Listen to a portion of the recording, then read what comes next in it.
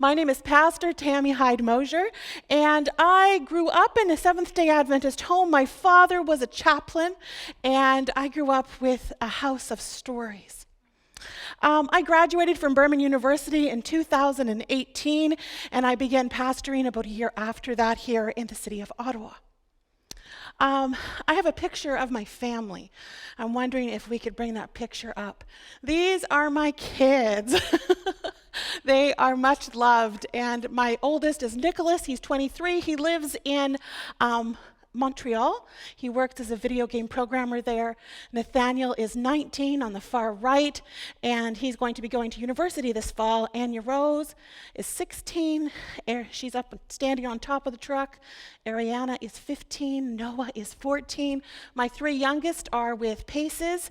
If you know PACES Adventist education, they are enjoying so much learning in that environment this past year.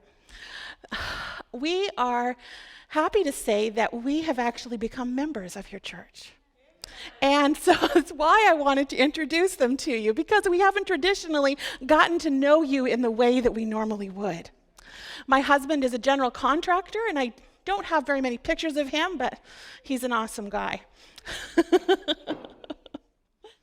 Now, as I mentioned before, I come from a long storytelling tradition in our family. Our family loved to tell stories. My dad was a great storyteller, and I loved nothing more than to climb up on his lap and to cozy in and say, "Daddy, tell me a story." And I remember many stories about horses and cats and rivers. He grew up as a farm boy in northern Alberta, so a lot of stories. As he got older, he became very adventurous. There were many stories about ski hills and places where he got lost in the mud and places my mother had to go and, haul him out of. But my dad loved to tell stories, and I was always happy, especially when he told me stories from the Bible. The stories that he told me, he brought them alive. He made me think that I was walking on that street. I was sitting beside that person, and the Bible stories came to a place where they became so dear to my heart. The way I want to tell you stories this morning, I'm going to tell you 3 stories about 3 women, and you probably haven't heard them told quite this way before, because what I am using to tell these stories is not at first what is recorded in the Bible. I'm using kind of that research looking at what was going on in ancient Near East in the daily life of these women. What would their life have maybe looked like? So this isn't from the gospel truth, but it's talking about that time. So don't think I'm doing no eisegesis here. I'm just sharing a story. So, before we begin, I want to center us, though. I want to center us in the verse that I'm using today. 2 Timothy 1:7. If we could bring up that slide, please. 2 Timothy 1:7 says, "For God has not given us a spirit of fear, but of love, power, love, and of a sound mind." In John, first of all, we find the first woman. The sun beat down on Tamara's head. She was hurrying along the street. It was starting to be that height of the day when the heat was high, and she was hurrying to get water.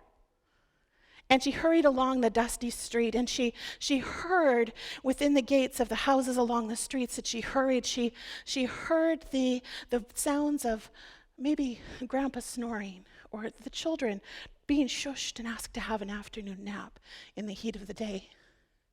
She heard women whispering and maybe giggling a little bit, and it tugged at her heart a little because she remembered a time. She remembered a time when that was her. She remembered when she had that. She remembered when she was that woman behind the gate, when she was loved, when she was seen. However, as you know, in ancient Near East, or maybe you don't know, and I'm going to share new information with you, divorce was not something that a woman could stand up and say, "I would like to be divorced, please." Divorce in the ancient Near East was always at the hand of a man. She had suffered so much rejection She had endured and been forced into making decisions that were not her own. She bowed a little under the remembered shame and drew her light veil around her face as if to shield herself from the thoughts of her neighbors about her. Tamara carried a rough earthenware jar on her hip as she continued down the street to where the watering well was.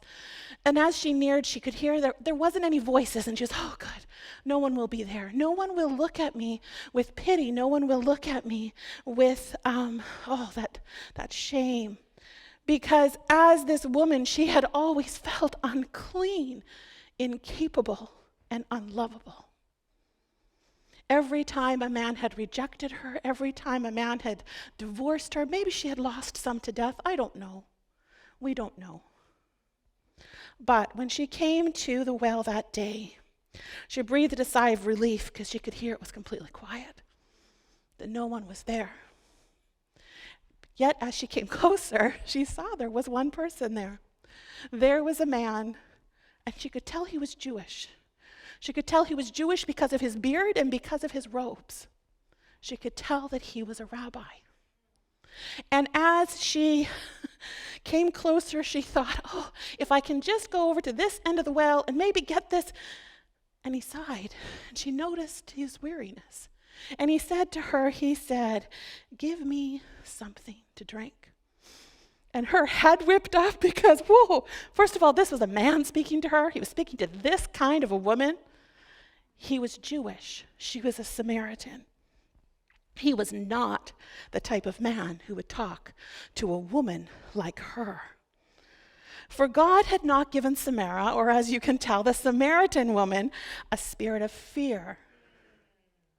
But he had given her a spirit of power, of love, and a sound mind. Now, the next story is about Beth. And Beth's heart was pounding in her chest. It was pounding in her chest. And not because she was running and not because she was angry, because it was filled with so much joy. So much joy that she might nearly burst. And she could hear just singing in her mind the words, Jesus, Jesus, Jesus, oh my Jesus. His name swirled around in her thoughts, and she remembered the first time she had ever seen his face. So tender, so kind, and she had been so broken. She had been so exhausted, and yet finally so free. For so long, her mind had not been her own. Her actions had not been of her own volition, and for so long she had been hidden away and kept from society, her demons would not relent.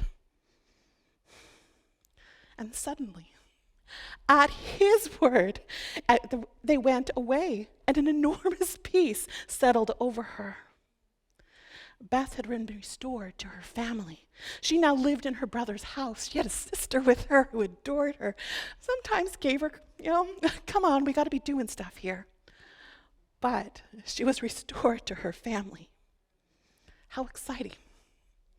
How incredible that she was restored in this way. Now, there was something in her heart that day. She was overfilled with this joy and this need within her to bless him. He had done so much for her.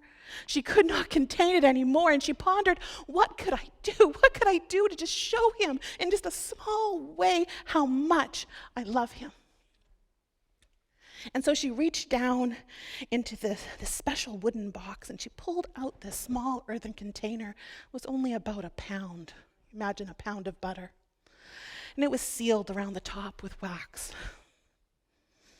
She looked down at this little earthenware container, and she became just overcome with gratitude and appreciation. And the thought of what she was about to do was so exciting and thrilling to her heart.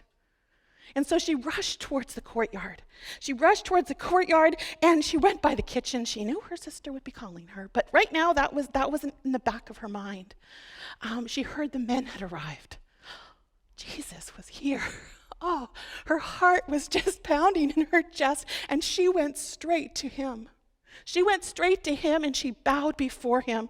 She came down on her knees and she just wept. I know I would have if I would have been there. If I was in her situation, I would have wept. But she bowed there as a servant. And she did not waver. Her heart was filled with so much joy. And as she broke the seal on that little bottle, the scent wafted through the room. That scent, it was woodsy. Imagine going for a walk out in the woods. It was spicy. It was a little bit musty. Bookstores were still a ways in the future, but maybe the scrolls in her brother's room smelled similar to this. Maybe she meant only to pour a small amount of the amber liquid onto Jesus, but as she poured, her heart felt there could never be enough thanks for what Jesus Christ had done in her life. And so she emptied the entire bottle. And then seeing that it was everywhere, she took down her hair, which was scandalous, and she wiped his feet with her hair. For God had not given Beth, or Mary of Bethany, a spirit of fear, but of power, love, and a sound mind.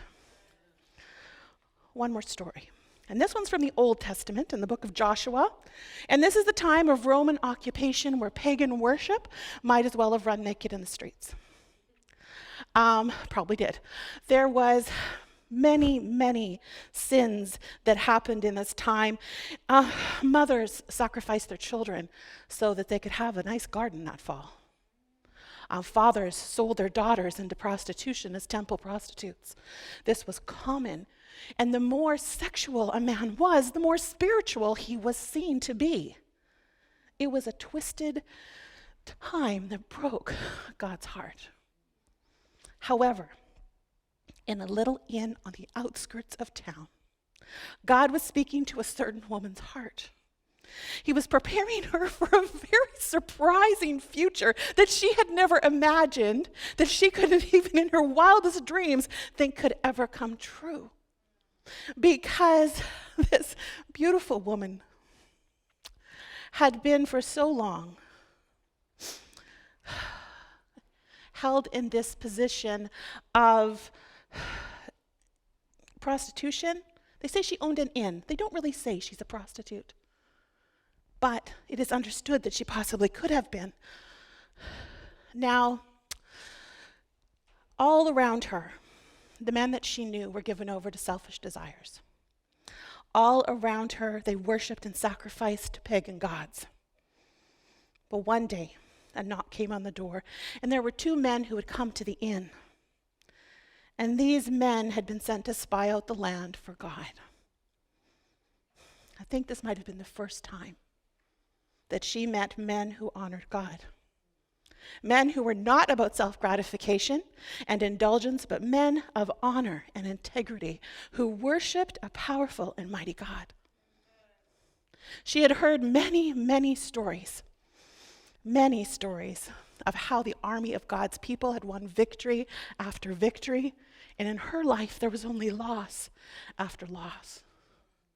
And so meeting these men and finally seeing that this was a possibility of who God could be, she took care of them. She stepped up and she did what God asked her to do.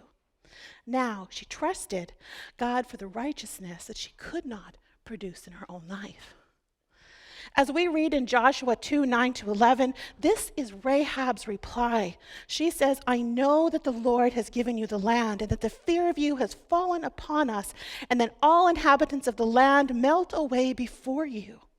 For we have heard how the Lord dried up the water of the Red Sea before you when you came out of Egypt, and what you did to the two kings of the Amorites who were beyond the Jordan, to Sihon and Og, whom you devoted to destruction. And as soon as we heard it, our hearts melted, and there was no spirit left in any man because of you. For the Lord your God is the God of the heavens above and the earth beneath." Her belief, her willingness to step up and say, "This is true," is what saved her and her entire family. For God had not given Rahab a spirit of fear, but a spirit of power, of love, and of a sound mind. Now, why do I share these 3 imaginative stories with you today? I share them with you so you can see a little bit deeper into their hearts. And because what happened next in their story was the same for all 3 of them. What happened next was God's grace was freely given. With the Samaritan woman, he sat with her, he spoke with her, he loved her, and she felt seen and known. I like to imagine the water jar just laying there on its side, water spilling from it, and Jesus broad smiles. He watches her run back downtown to go and tell people, I have met him, and he knows everything I have done. Her witness touched the heart of so many people. She had met grace, and her fear had melted, and it was replaced with his power, his love, and his mind. To Mary of Bethany, he offered grace. He did not embarrass her when someone called her out and said, oh, that perfume's kind of expensive. He didn't embarrass her. In fact, he honored her. He honored her actions of preparing him for what was to come. Her shame, her embarrassment, her fear of long ago melted, and all that remained was this incredible power and love flowing through her that brought her to this place of joyful submission at the feet of Jesus. Mary of Bethany was always listed first amongst the female disciples of Jesus. She was a faithful friend, and she was there at the cross, and she was also there when he was risen. She was the first to run and say, Jesus is alive. He is risen. And Rahab, God gave her incredible grace and rescued her and her family. Whatever Rahab was before Israel crossed into that land of the Canaanites, she became something new in the promised land. For Rahab believed. She not only believed in God, but she also acted. We must always remember that this woman, Rahab, she was chosen by the Almighty God to be an instrument of bringing about salvation to the ends of the earth. The woman who had been called a harlot became a godly wife and a mother in Israel. She and her husband became the parents of a little baby named Boaz. And that little boy would one day marry a widow named Ruth. And God worked all these things out for good.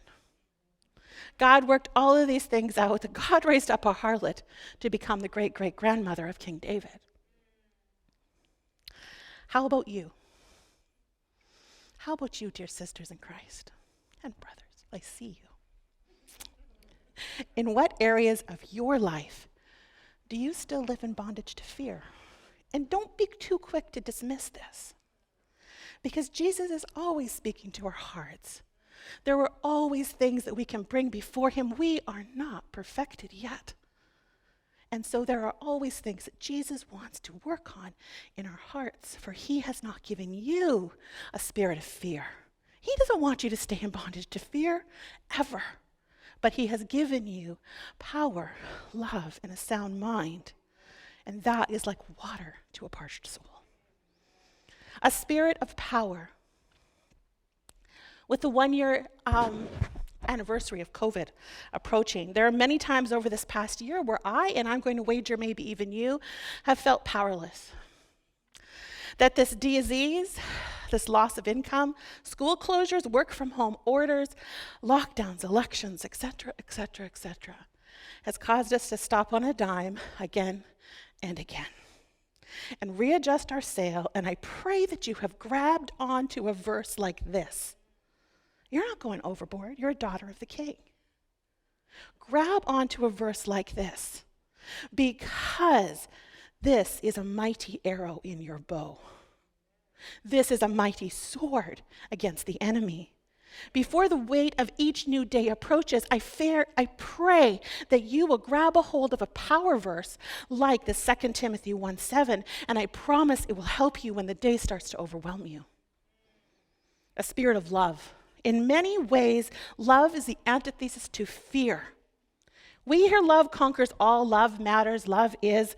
And yet, if we were honest, there are many times in a day where we desperately need the intervention of Jesus in our hearts every day, simply to respond to our husbands, to our children, to our cranky, angsty teenagers in a way that is loving, edifying, and useful for building them up to be who God created them to be. Lean into the love. Lean into the love of 2 Timothy 1:7, for he has not given you a spirit of fear. He has given you a spirit of love. And in that love, the things that he can do in and through you. I can hardly wait to see that the men and women that he has you mothering, that they grow up and they become mighty arrows in your quiver. May you launch them well. A spirit of sound mind.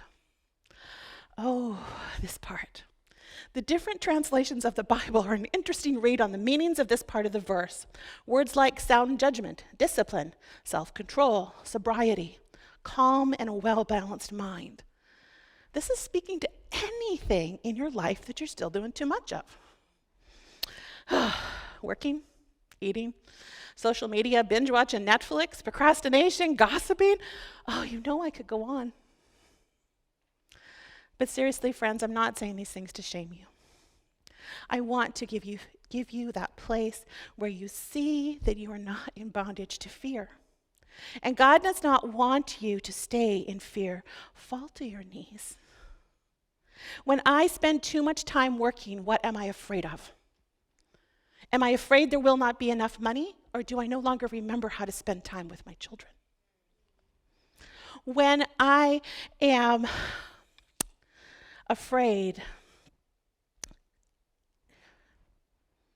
when I spend too much time on social media, what am I afraid of? That I won't know what's coming next, that the government will do one more thing that's stupid? That I'm going to miss out, that my likes on Instagram are going to go down. What am I afraid of by spending too much time on social media? When you gossip, what are you afraid of? That you'll be alone, that someone else will be seen as better than you? There's so many of these little things that Satan still likes to bring up and bring into our lives, and we just don't need to go there anymore. Because God has not given us a spirit of fear. He's given us a spirit of power, love, and a sound mind. My intention here is only to bring you freedom, the same freedom that the Samaritan woman, Mary of Bethany, and Rahab found in surrendering to God. In your prayers, declare 2 Timothy 1:7. Declare it over your life. Write it on sticky notes. Put them on your mirror. Make a great big piece of art and hang it in your living room and blazon words that are meaningful to you, that God is speaking to you to pray over and to declare over your family. Make them so noticeable in your family that your 3-year-old can recite them. I want Jesus to be that real and that present in your homes. Lean into 2 Timothy 1:7. Lean into God's promise for you, for he has not given you a spirit of fear, but of power, love, and a sound mind. Thank you for joining me here today. May God bless you.